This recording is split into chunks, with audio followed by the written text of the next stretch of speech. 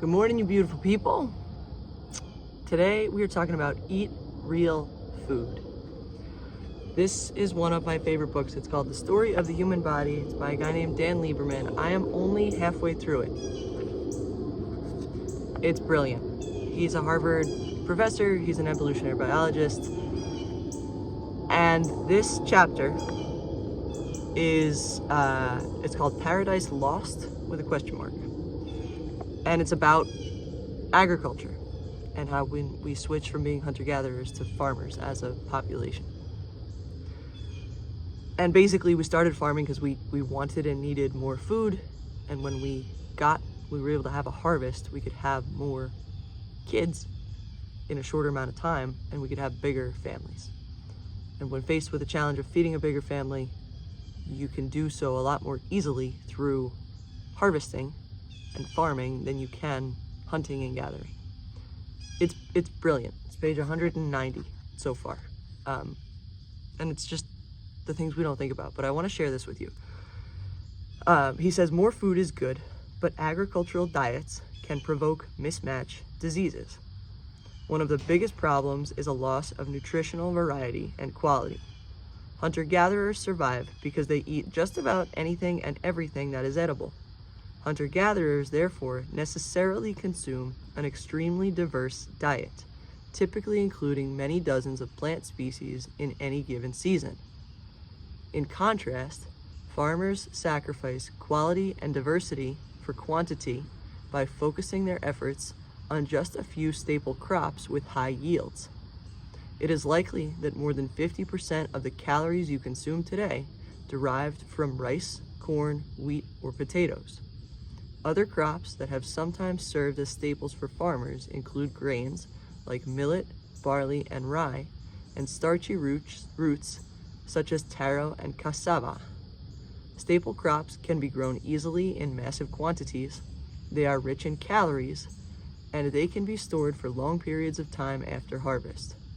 One of their chief drawbacks, however, is that they tend to be much less rich in vitamins and minerals than most of the wild plants consumed by hunter-gatherers and other primates. Farmers who rely too much on staple crops without supplemental foods such as meat, fruits, and other vegetables, especially legumes, risk nutritional deficiencies. Unlike hunter-gatherers, farmers are susceptible to diseases such as scurvy from insufficient vitamin C, pellagra from insufficient vitamin B3, beriberi from insufficient vitamin B1, goiter from insufficient iodine, and anemia from insufficient iron.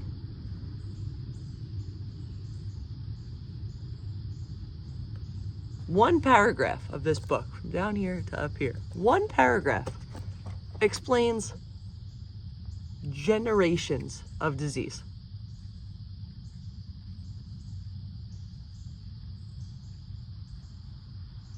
Let that sink in. Now, it's not everything. It doesn't explain absolutely everything. It gives us a really big piece of the mismatch disease puzzle. And mismatch disease is one of his phrases that I've liked, and I'll link up his podcast and his material because it's brilliant.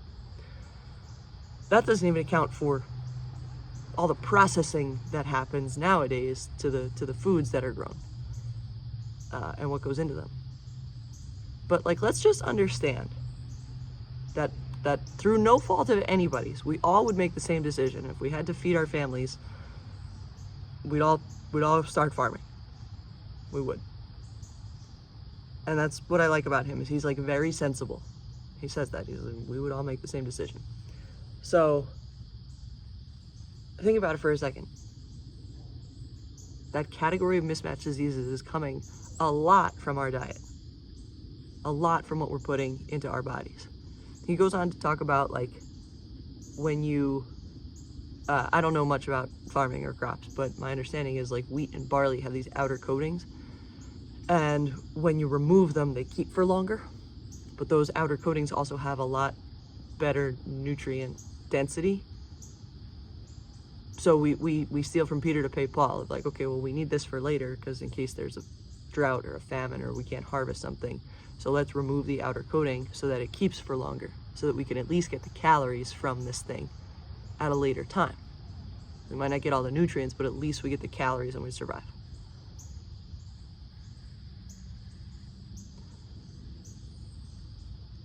It's an important concept to start to understand as a human being. And listen, I grew up in public schools in northern New Jersey. I'm grateful that I know how to do arithmetic, and I can read and I can write, and I know science and basic American history. But I don't use geometry. Well, sometimes I use geometry every day. My point is, growing up, someone should have showed us this. Because I eat at least 3 times a day. And we should know what's in our food. We should know what it then does to our body in the short term and the long term.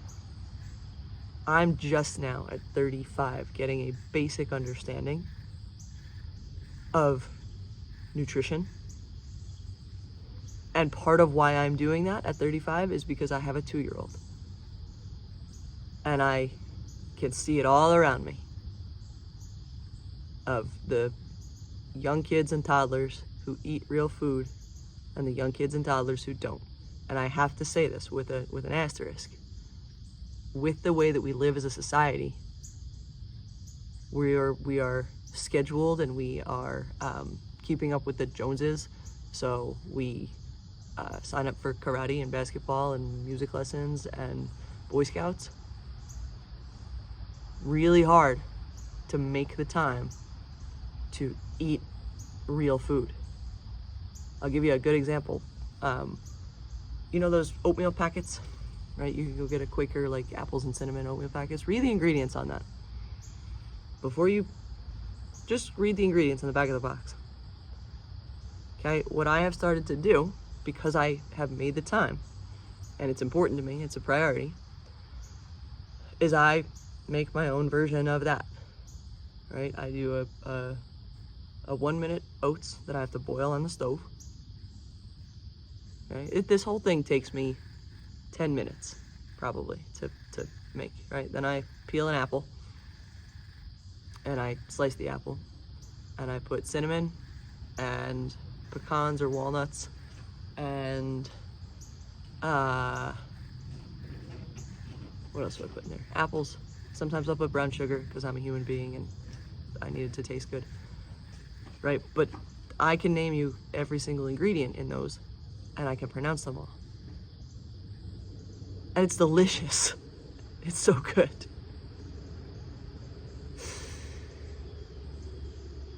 But it takes me 10 minutes. And I put some aside for our daughter, and that's what she eats in the mornings. And it costs me 10 minutes and effort. And it's probably about the same amount of money. It's probably a little bit cheaper than the individual packets of the oatmeal. Okay, so it might cost me less money. It certainly cost me more time. It certainly cost me more effort. But it's better for me. It's better for me short term for my blood sugar and my energy. It's better for me long term for my cholesterol and heart health and all the things. Right? You could extrapolate this into everything. McDonald's exists so we can eat on the road, so that we don't have to sit in the traffic, or we can grab something quick after the game because we got to get to the next practice. It's nobody's fault. It just is what it is. It's really important to get conscious and mindful of the decisions that we're making and deciding, like, is the juice worth the squeeze?